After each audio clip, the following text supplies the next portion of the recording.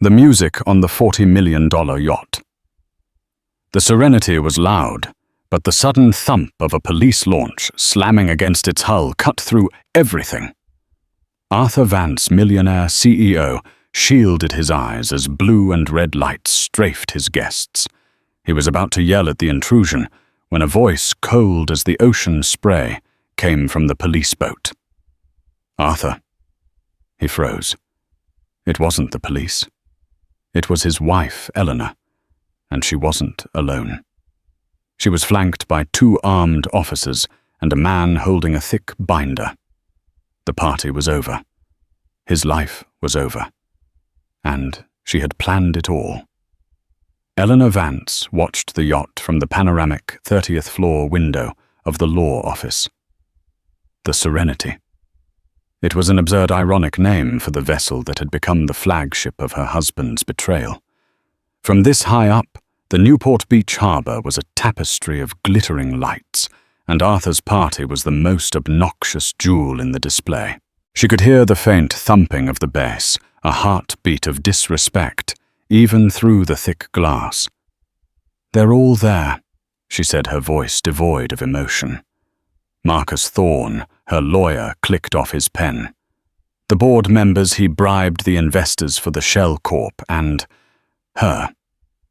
"Isabella," Eleanor said. The name tasted like ash. Isabella Rossi. The 25-year-old influencer who was at this very moment playing hostess on the yacht Eleanor's money had paid for. "Are you certain you want to do this, Ellie?" Marcus asked. He was the only person alive who still called her that. He had been her father's lawyer, the man who had helped build Vance Global Logistics from a single freighter into a billion-dollar empire. He was family. Eleanor turned from the window. The woman reflected in the glass was not the fragile socialite Arthur described to his friends. Her blonde hair was pulled back in a severe, elegant chignon. Her simple black dress was a uniform of mourning, not for her marriage, but for her own naivety. "He thinks I'm at a spa in Ojai," Eleanor said. "He thinks I'm getting a facial and crying into a $500 a night pillow. He thinks I'm stupid." "He's a fool," Marcus said, tapping the thick binder on his desk. "But he was a thorough fool. The forensic accounting report from Mr. Chen. It's breathtaking. He's been siphoning money for 18 months. He set up Rossi Holdings in the Cayman Islands, using her name, and has been awarding it consulting contracts for millions. The party tonight isn't just a party, Eleanor. It's his exit."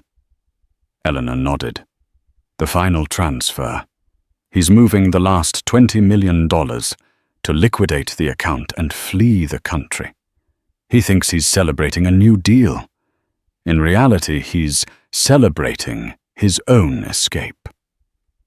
The memory of her discovery 3 weeks ago was still sharp, a physical wound. It wasn't a lipstick-stained collar or a suspicious text.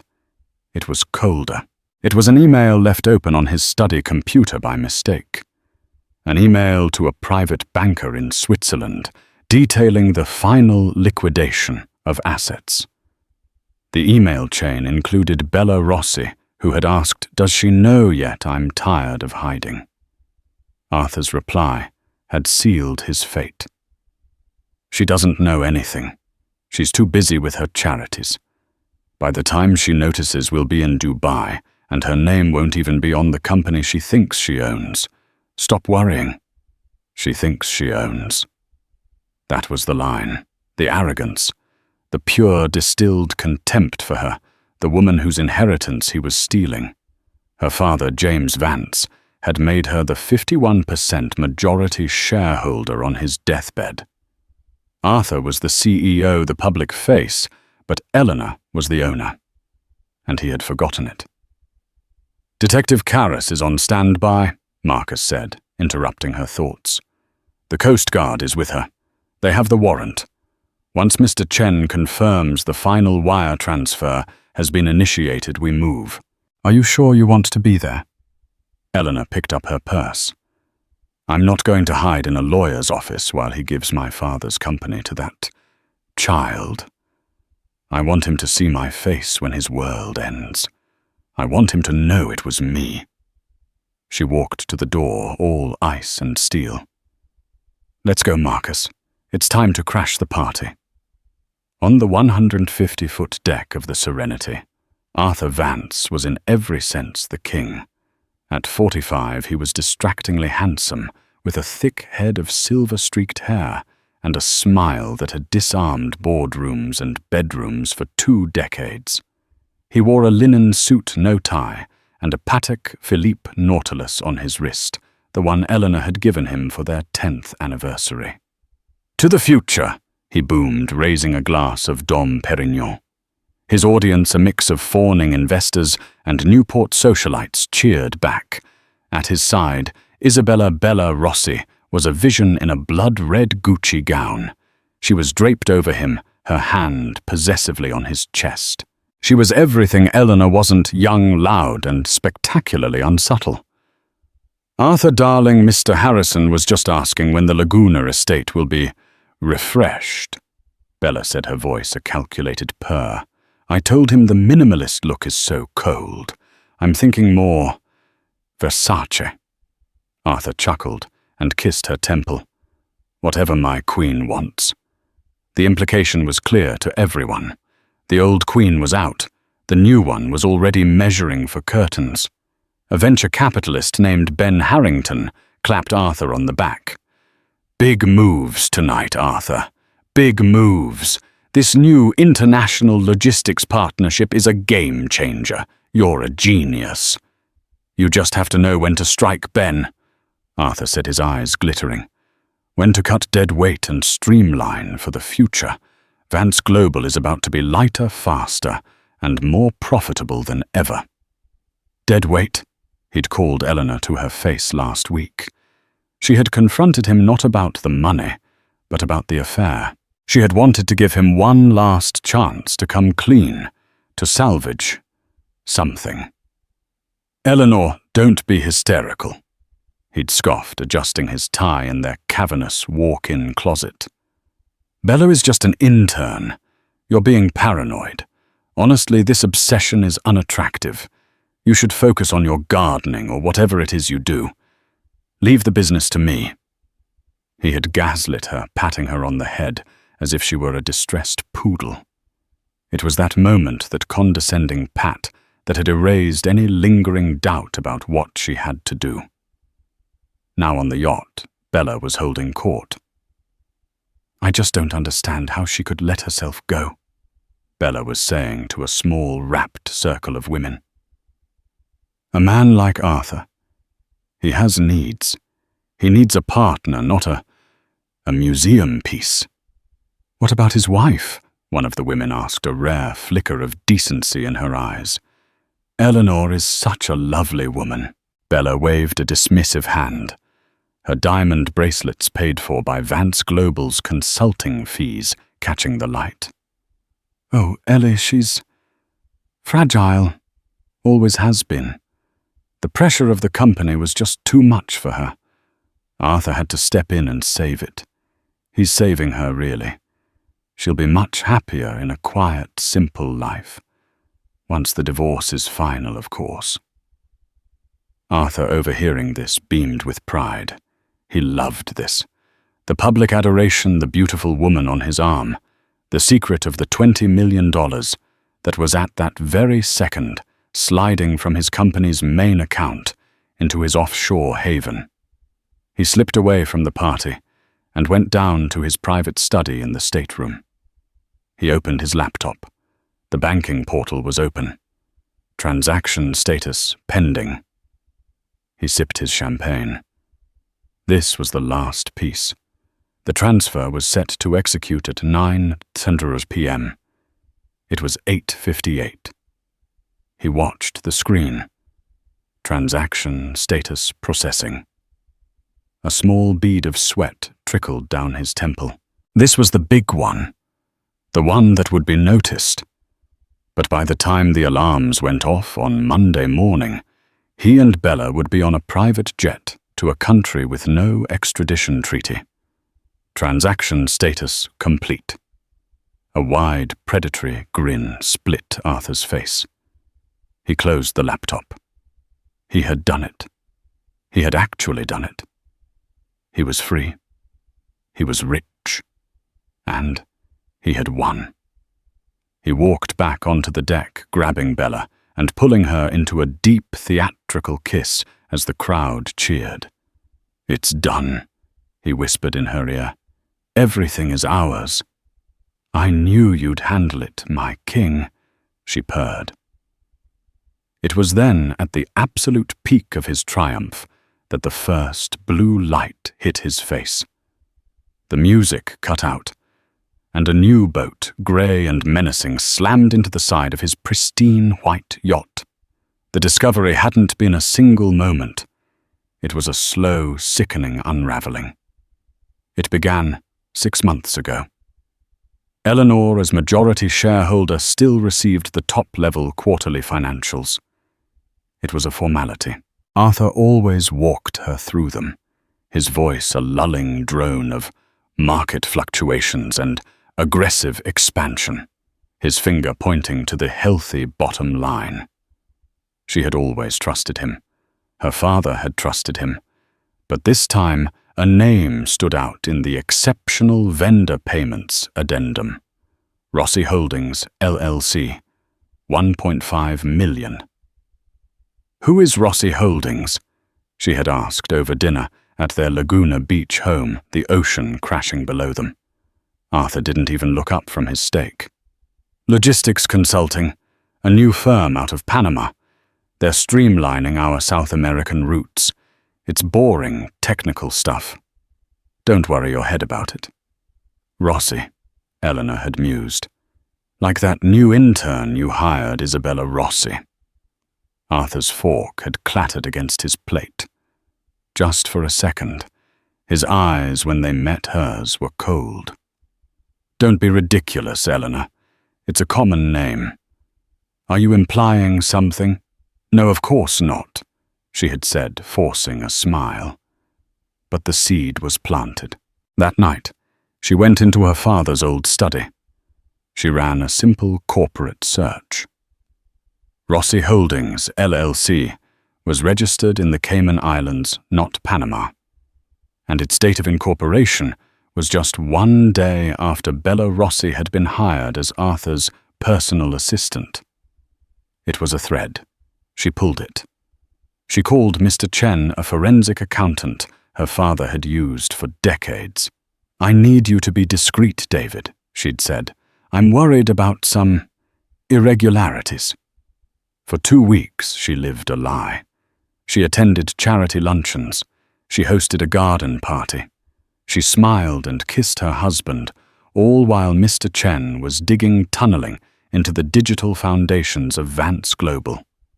The call came on a Tuesday. "You need to come to my office, Mrs. Vance, and you need to come alone." Mr. Chen's office was a sterile box of white and grey, filled with file servers. He didn't waste time with pleasantries. He put a single sheet of paper on the desk. It was a wire transfer confirmation. "This is the first one," he said. 18 months ago, $250,000, coded as software upgrade. It went to Rossi Holdings. This is the second. $500,000, port leasing fees. This is the third. Fuel surcharge. Docking arbitration. Contingency fees. It's a new one every month. He's been bleeding the company dry, Mrs. Vance. Eleanor felt the blood drain from her face. How much? As of this morning, Mr. Chen said $37 million. She had to grip the chair to stay upright. It wasn't just an affair. The affair was a symptom. The disease was this. He was systematically gutting her father's legacy. But the board, the CFO. How could no one notice? He's been faking the receivables, Chen explained, pointing to a complex flowchart. He's creating phantom clients, logging their payments to cover the holes, then writing off the losses as bad debt 6 months later. It's sophisticated, but the money he's stealing, it's all going to one place, an account in Bella Rossi's name. That was when the other file had appeared. Mr. Chen slid a slim manila folder across the desk. This is the other part of it. I'm so sorry, Eleanor. Inside were photographs, Arthur and Bella. In Paris at a hotel she and Arthur had stayed at for their anniversary. Arthur and Bella on a beach in St. Bart's. Arthur and Bella kissing walking out of a jewelry store in Beverly Hills, her hand on her stomach. Her hand on her stomach. Eleanor's breath hitched. Is she? We believe she is pregnant, yes, Mr. Chen said gently. The final piece of the puzzle, I'm afraid, is the Vance International Partnership, the one he's announcing tonight at the party. It's not a partnership, it's a sale. A sale. He's planning to sell the company's entire freight fleet to a competitor disguised as a merger. But the payment isn't going to Vance Global. It's going to him. To a new shell corp, the final $20 million. The party is the cover for him to get the last signatures. Once that wire transfer goes through tonight, he's gone, and the company will be an empty shell. Eleanor sat in silence for a full minute, the evidence of her life's destruction laid out before her. The betrayal was so total, so absolute, it was almost beautiful in its monstrosity. He wasn't just leaving her. He was erasing her. She stood up. The shock had passed, replaced by a cold Arctic rage. He's not just stealing from me, Mr. Chen. He's stealing from my father. He's stealing from the 5,000 employees at Vance Global. He thinks I'm dead weight. I'm about to become the anchor that drags him to the bottom of the ocean. She picked up her phone. Get me Marcus Thorne. Tell him it's a code red.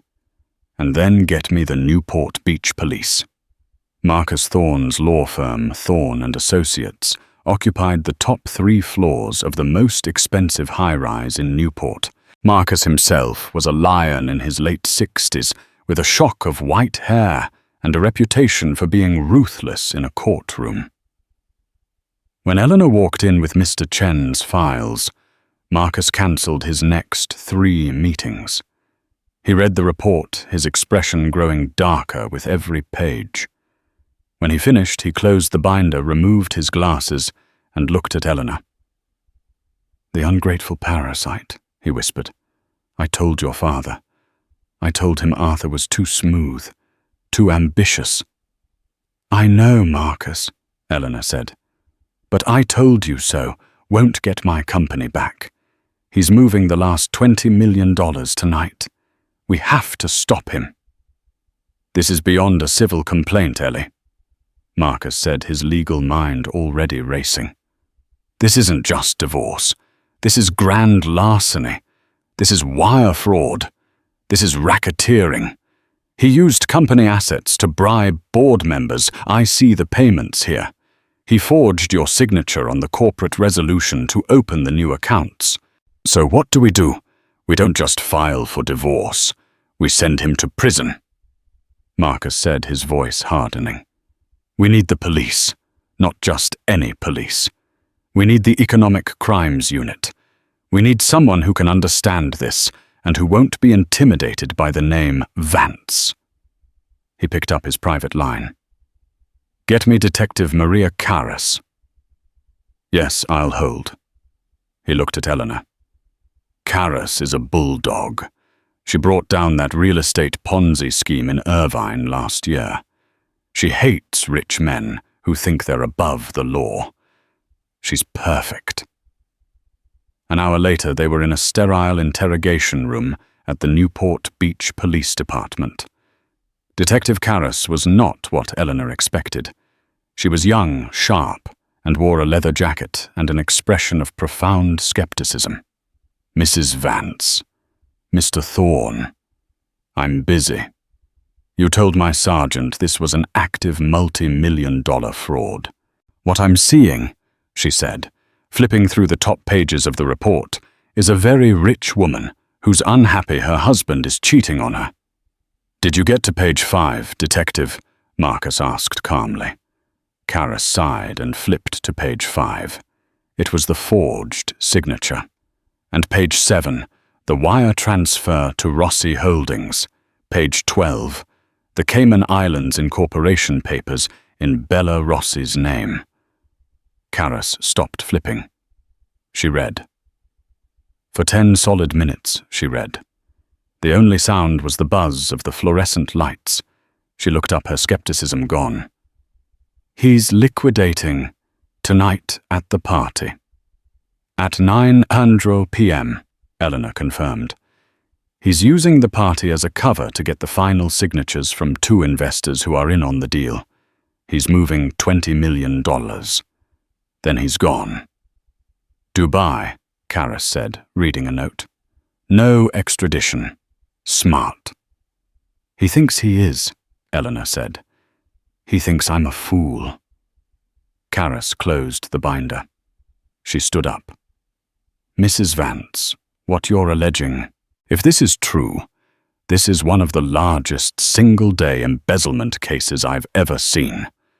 But I can't just raid a party on a yacht based on your word." "You don't have to," Marcus said. He slid a laptop across the table. "Mr. Chen is a white hat hacker. He has a back door into the company's servers. He's monitoring the accounts in real time. The moment that $20 million transfer is initiated, it's a felony in progress. You'll have your probable cause." Karas stared at the laptop. A plan was forming in her eyes. "A boat, huh? In the middle of the harbor. That makes him a flight risk. I can get an emergency warrant from a judge contingent on that transfer, but I'll need a way to stop him from sailing off." "I've already called in a favor," Marcus said. "The U.S. Coast Guard Newport sector is a very good friend of mine. They're on standby for a vessel inspection at my signal. They'll be our muscle. You'll be the law." Karas nodded, a slow, predatory smile spreading across her face. "Okay. I'm in. But you, Mrs. Vance, you stay here. This is a police operation."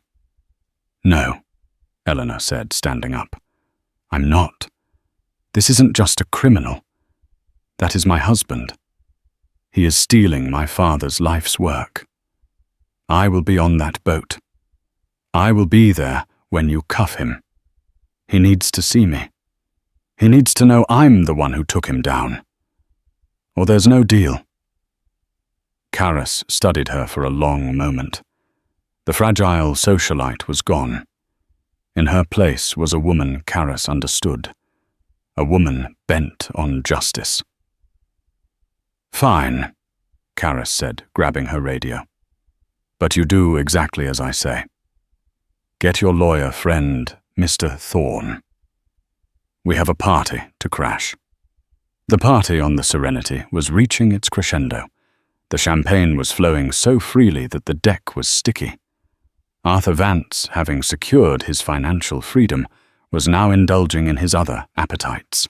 He had Bella pinned against the railing, kissing her deeply, his hand sliding up her red dress as the crowd of socialites and investors hooted and cheered. "Get a room!" Ben Harrington shouted, laughing. "We'll get a plane!" Arthur laughed back, pulling Bella close. "To hell with rooms, we'll buy an island." Bella giggled, drunk on champagne and power. "I want one with a volcano, my king.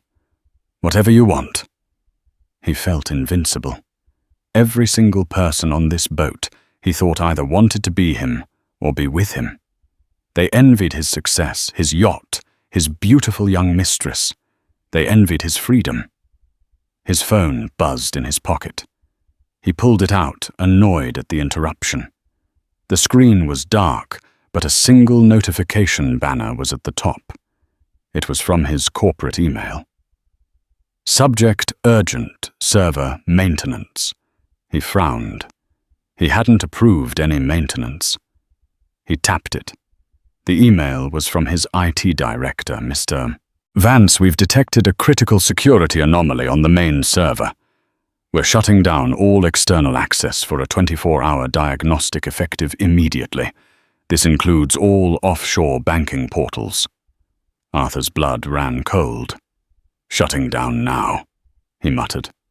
He looked at his Patek Philippe. 9:02 p.m. The transfer had completed at 9:00 p.m. But what if it had been flagged? What if the anomaly was his $20 million transfer? Arthur. What's wrong? Bella asked, her smile fading. You look like you've seen a ghost. It's nothing, he snapped, pushing her away more harshly than he intended. Just work. I need to make a call. He strode back to the stateroom, shoving a waiter out of his way. He slammed the door and grabbed his laptop, his hands shaking. He tried to log back into the Swiss banking portal. Access denied, account locked, pending security verification. No. He frantically dialed his private banker in Geneva. It went straight to a European voicemail. It was the middle of the night there. He tried his IT director. The phone rang once, then went to voicemail. He tried his CFO, the one he'd bribed. Voicemail. A primal animal panic started to rise in his chest. Had he been too arrogant?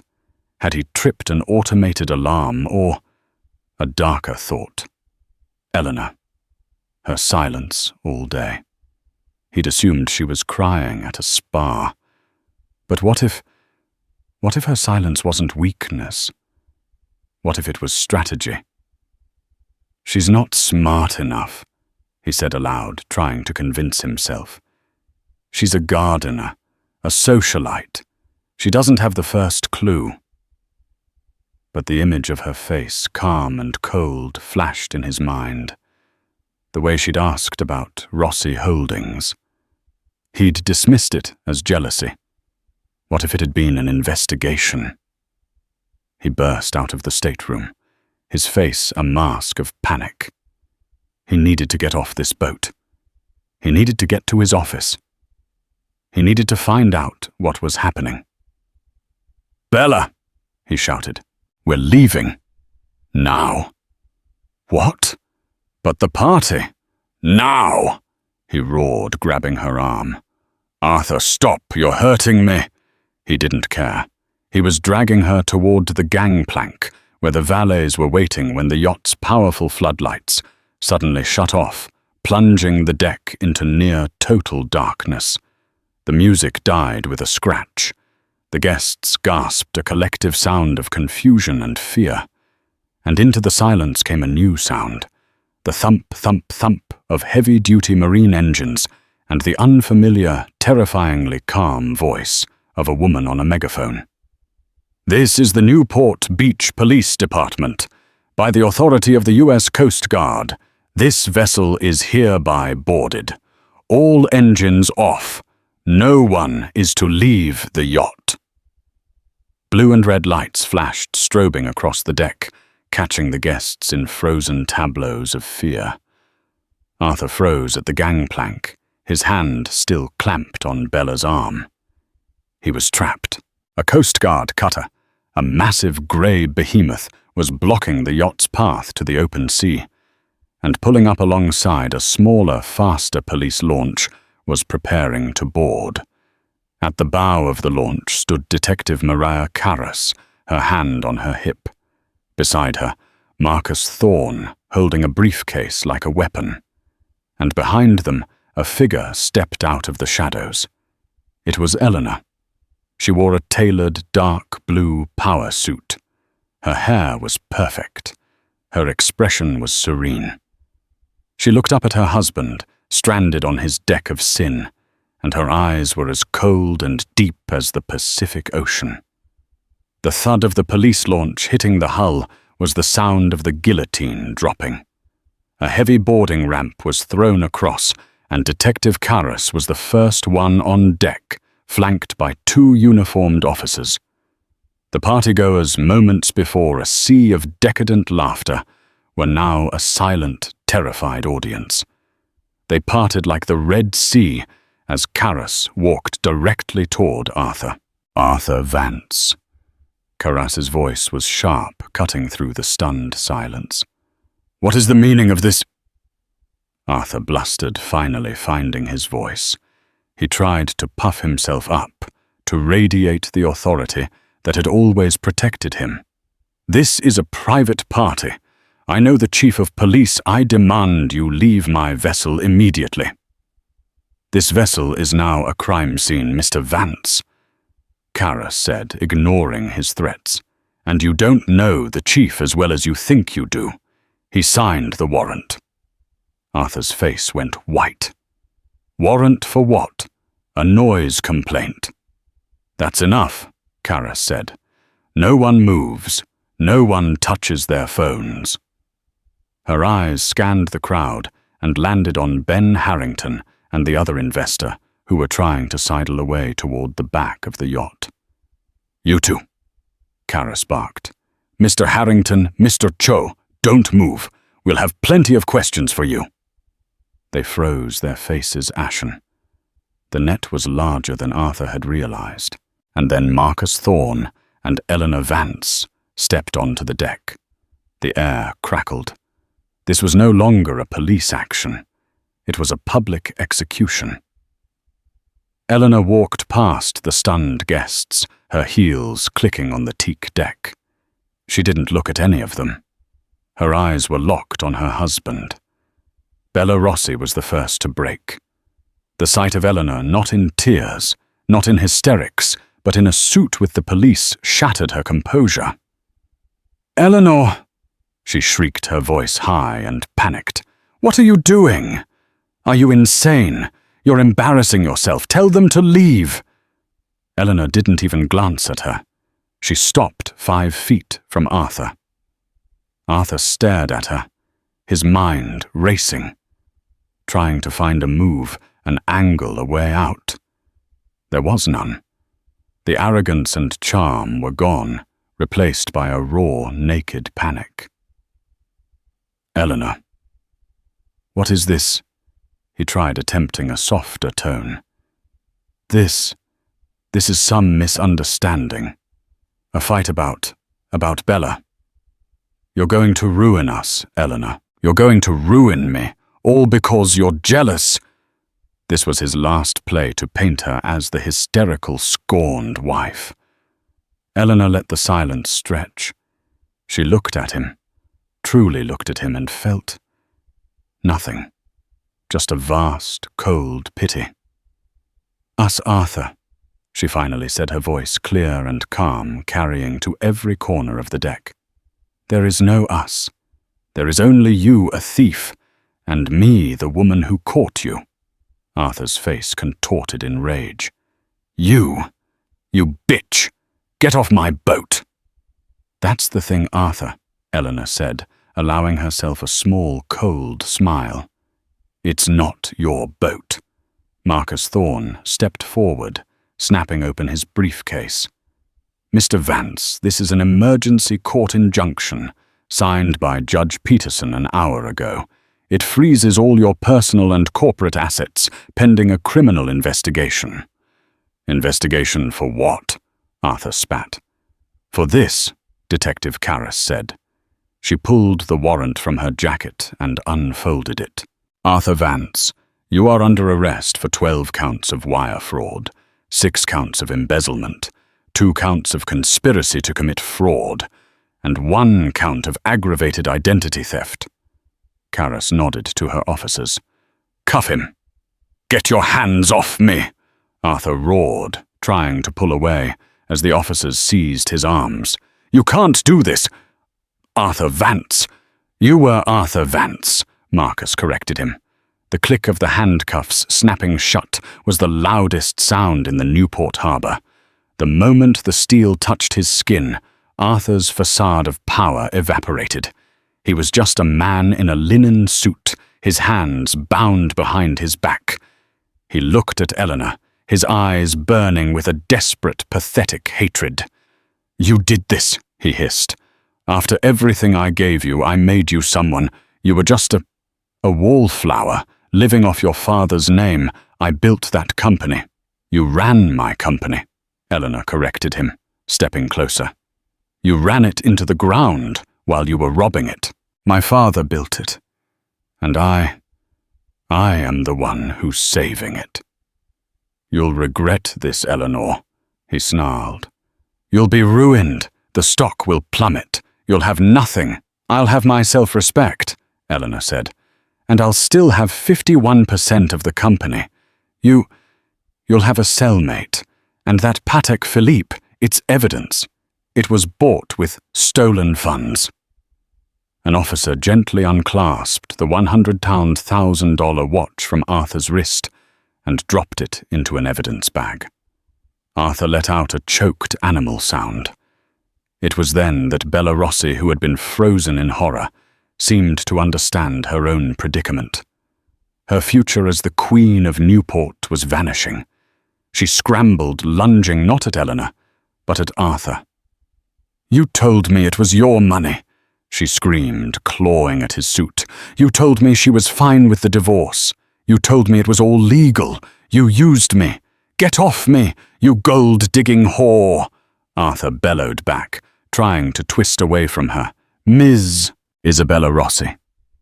Detective Karras said, her voice cutting through the sordid display. Bella froze.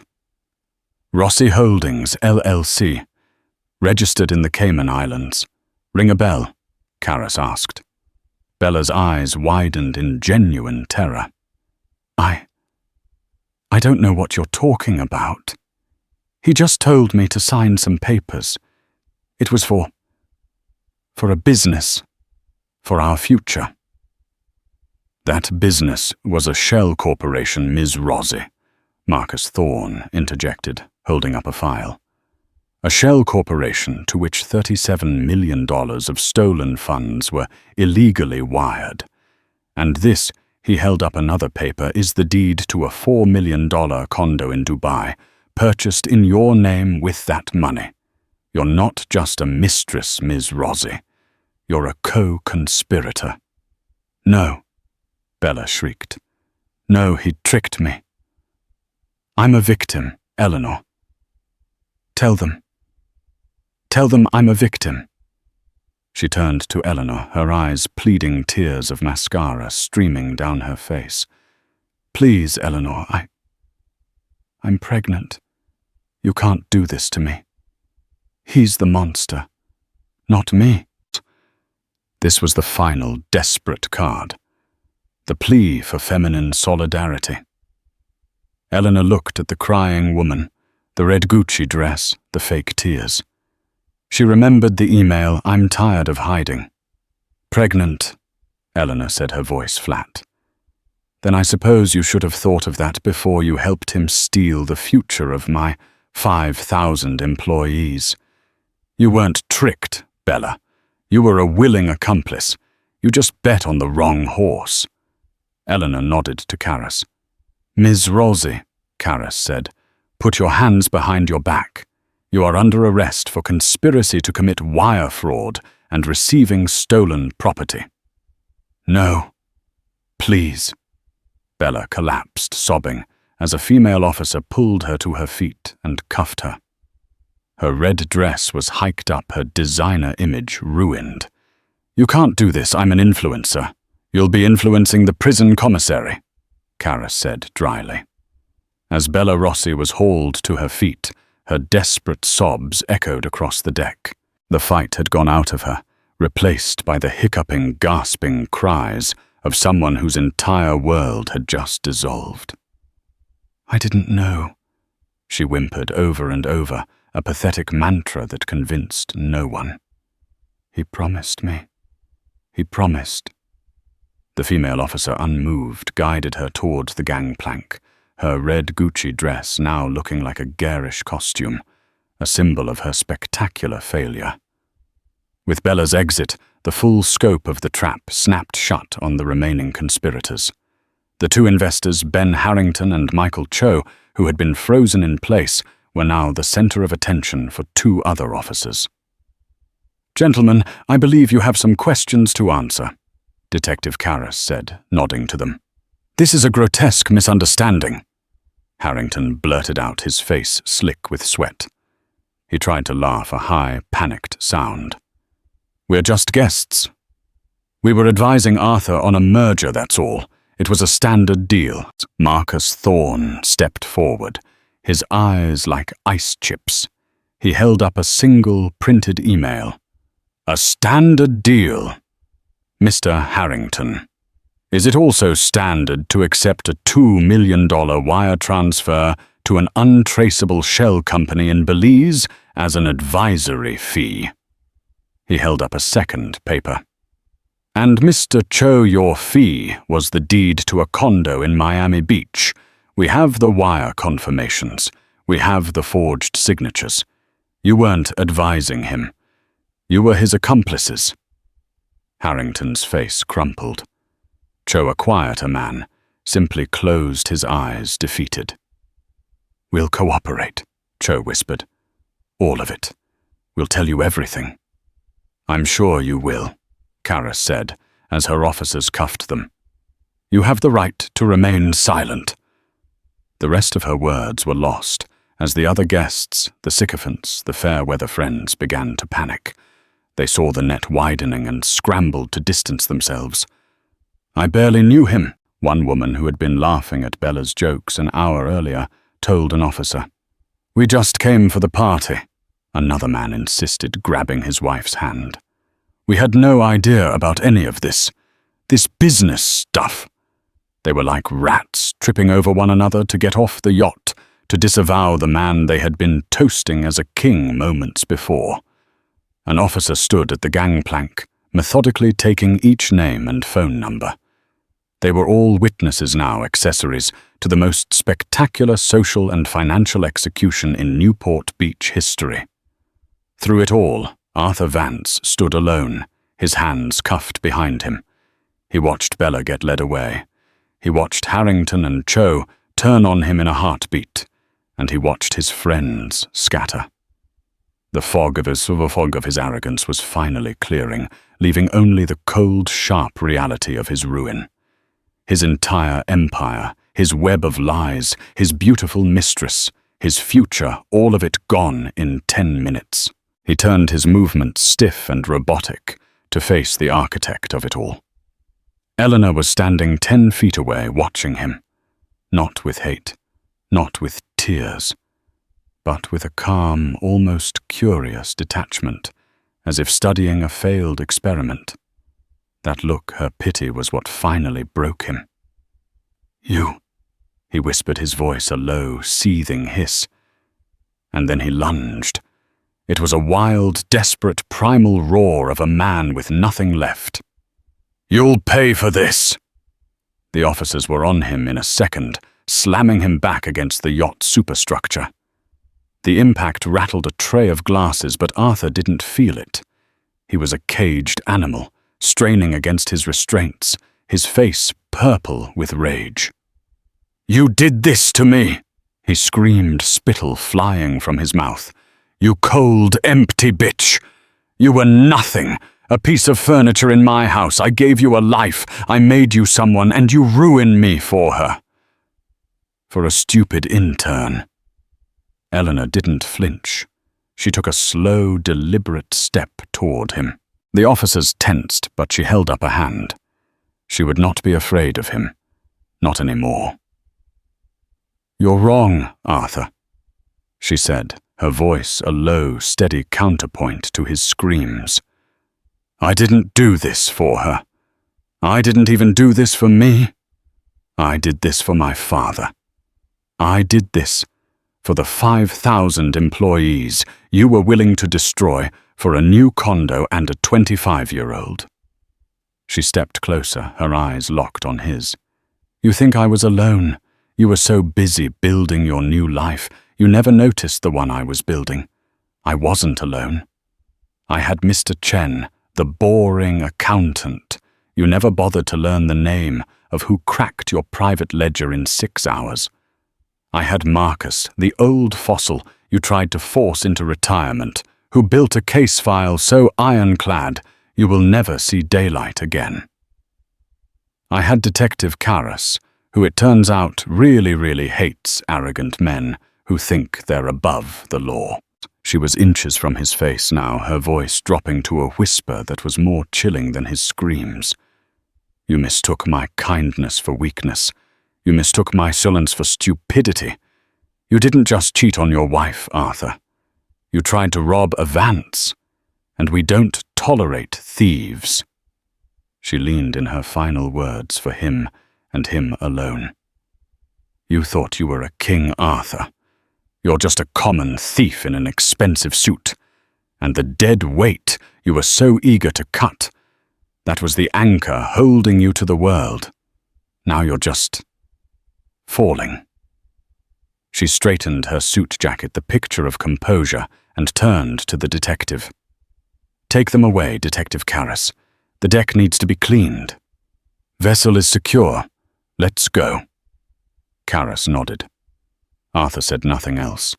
The fight was gone, leaving a hollow, broken shell. He and his co-conspirators were frog-marched down the gangplank. On the dock it was pure chaos. The anonymous tip from Marcus had borne fruit. A wall of flashing cameras and shouting reporters greeted them. The strobing lights turned the humiliating walk into a living nightmare.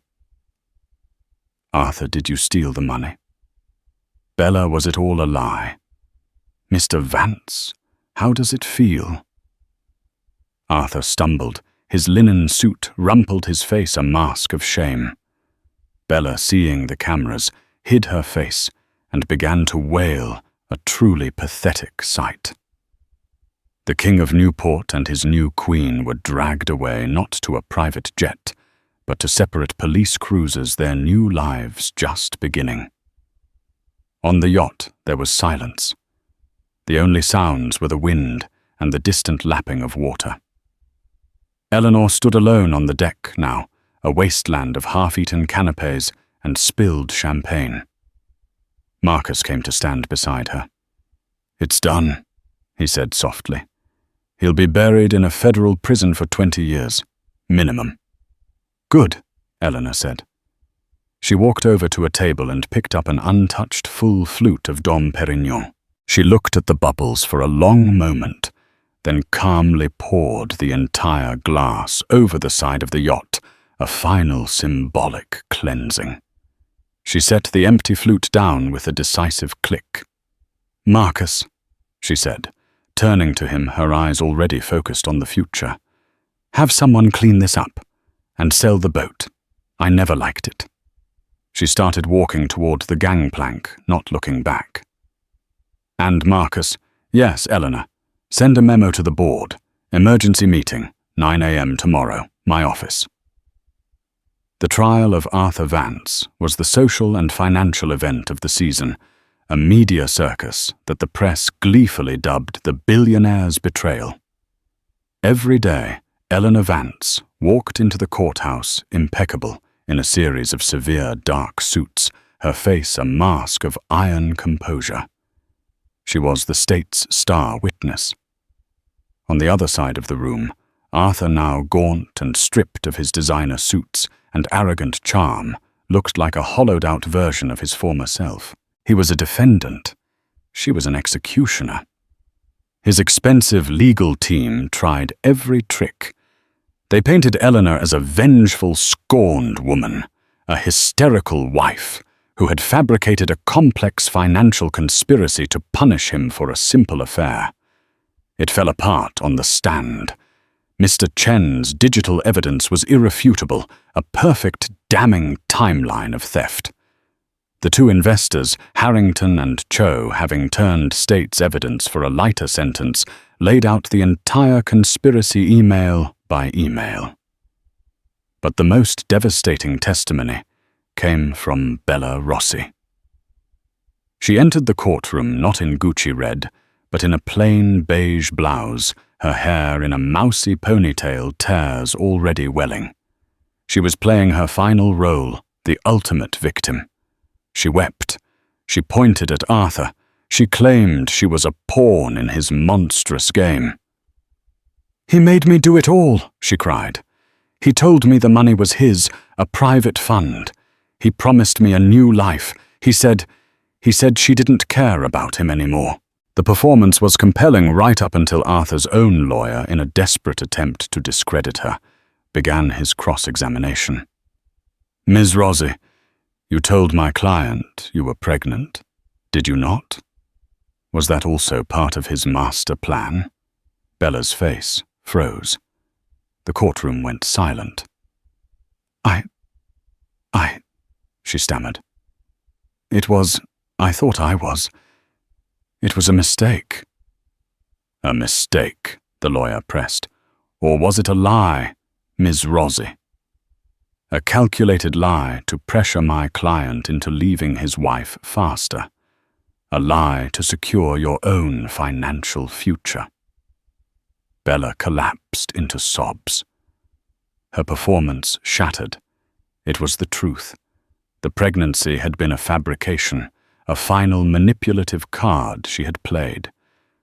The jury saw it all. Not a victim, but a failed co-conspirator, just as ruthless and greedy as the man she was trying to blame. The jury was out for less than 2 hours. The verdict was a formality. Guilty. On all 17 counts. At the sentencing, the judge looked down at Arthur with open contempt. "Mr. Vance," he said, his voice booming in the silent room, "you are a man of immense privilege.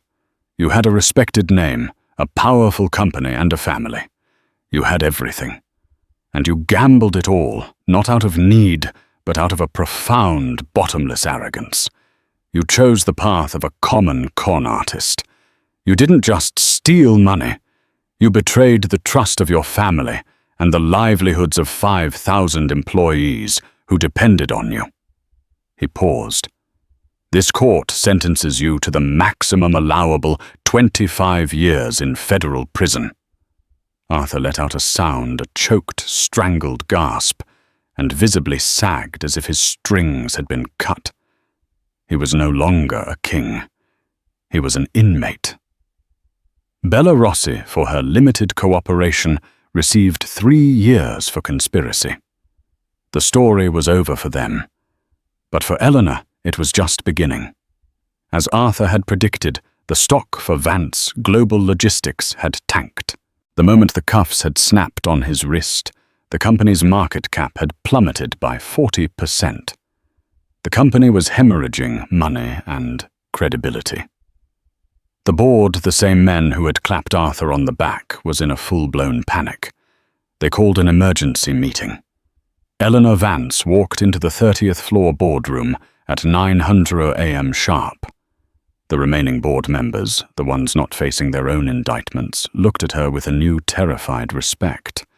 A man named Henderson, the oldest member, cleared his throat. "Eleanor, Mrs. Vance, this is a catastrophe. We've lost $200 million in market cap. We're facing shareholder lawsuits. We have no CEO. We have no credibility. Frankly, our only move is an emergency sale. We need to find a buyer, liquidate, and salvage what we can." The other men nodded grimly. Eleanor, standing at the head of the table, was silent for a long moment. Then she said one word. "No." It was quiet, but it landed like a thunderclap. "Excuse me," Henderson stammered. "There will be no sale." Eleanor repeated, her voice cutting through the room. "Vance Global is not for sale." Another board member, Davies, scoffed. "Eleanor, with all due respect, you've spent the last decade running charity auctions. This is $1 billion logistics empire on the verge of collapse. We need a real CEO. Someone who can... A real so, Eleanor interrupted. She dropped a thick, spiral-bound binder onto the table. It landed with a heavy, definitive thud. "For 10 years, she said, her voice low and dangerous. "You all looked at me as Arthur's wife. You patted my head. You complimented my garden parties. And while you were all doing that, I was listening. I was reading every quarterly report you signed off on without a second thought. I was watching as you let my husband, the man you called a genius, hollow out my father's company with consulting fees and shell corporations. You didn't just fail the company. You failed your one job to watch. She looked at every face. This, she tapped the binder, is my 100-day plan. Effective immediately, the corporate jet is sold. The New York penthouse is on the market. All consulting contracts initiated by Arthur Vance are permanently terminated. Marcus Thorne is our new acting chief counsel, and David Chen, the man who actually found the rot you all ignored, is our new head of auditing and cybersecurity. She looked directly at Davis. You thought I was fragile. You thought I was dead weight. My father built this company on reliability. My husband nearly destroyed it with arrogance. As of this moment, I am the acting CEO and majority shareholder. You will either get in line or you will get out of my way. No one said a word. The king was gone.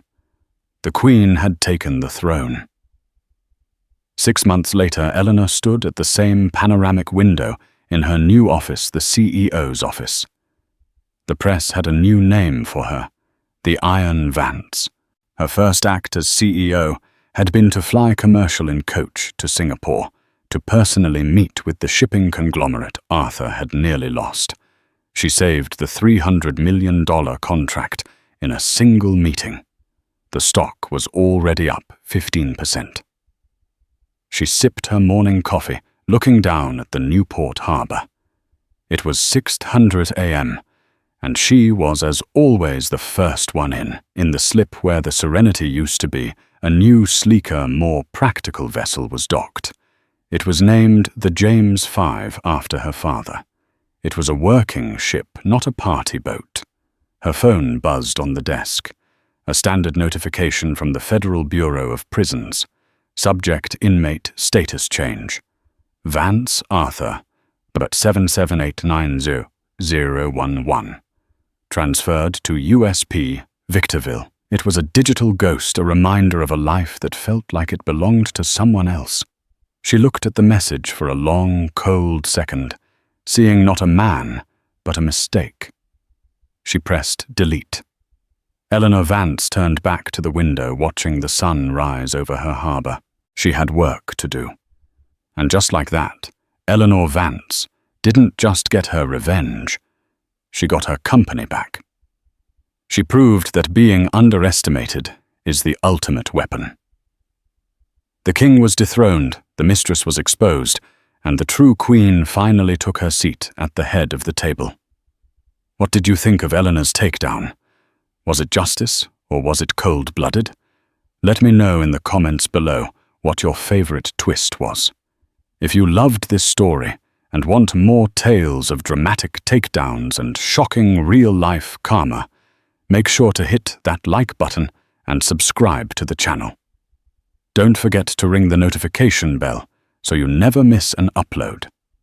And if you have a story you think we should tell, share it with us. Thanks for watching.